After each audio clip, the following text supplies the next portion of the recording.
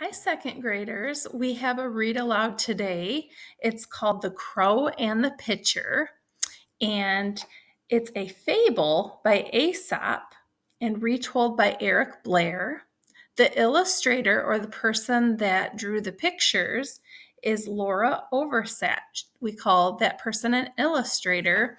And so I just want to real quick show you a picture of what I'm reading from. You can see it's kind of like a cartoon drawing. So we can kind of guess from that alone that it's not some about a real crow.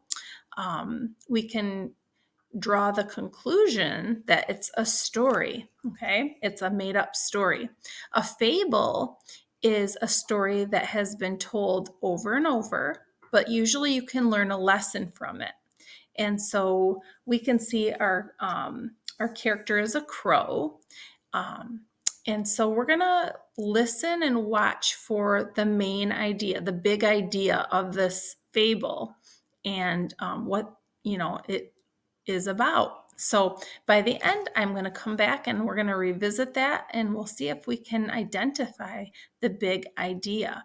Before I start, there are a couple of words that I want to share that could have more than one meaning. In the title, The Crow and the Pitcher, the word pitcher could mean someone who throws a ball, like in baseball, or a container that holds a liquid. Okay, so we'll have to find out what kind of a pitcher when we read the story. Also, what does beat mean? To hit, like, maybe you using a stick to beat something, or to win. Okay, we can beat somebody at a game. And what does the word tip mean? To turn over, to tip something over, or the point of something. Like I have a pencil here, maybe the tip of my pencil. Okay, so words can have different meanings. And so as we read the story, I want you to listen for these words and see if you can tell their meanings. So this is the crow and the pitcher. There was once a thirsty crow. She had flown a long way looking for water. The thirsty crow saw a pitcher of water and flew down to drink. So there we can think, oh, they're talking about a container. The pitcher had only a little water left at the bottom. The crow put her beak into the pitcher. The water was so low she couldn't reach it. But I must have water to drink. I can't fly any farther, thought the crow. I know. I'll tip the pitcher over, she thought. There's our word tip. So in this case, it means to turn over.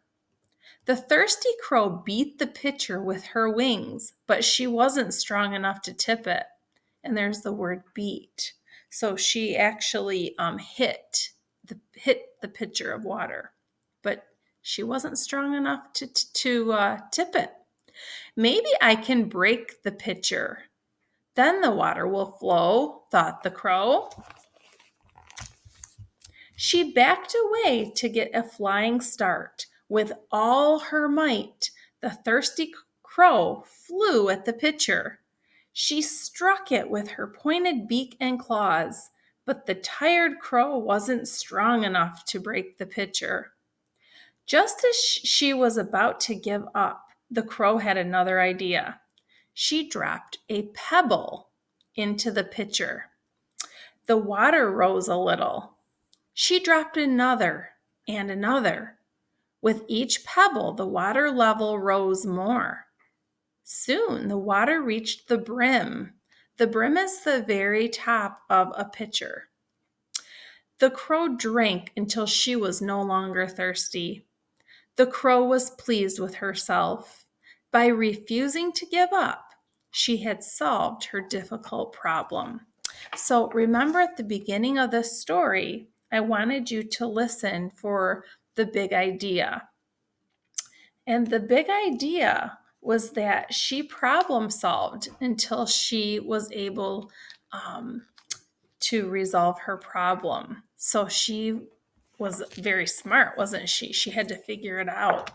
And before I say goodbye, I just wanted to tell you that scientists have actually observed crows using tools. Crows are one of the few animals also known to make tools.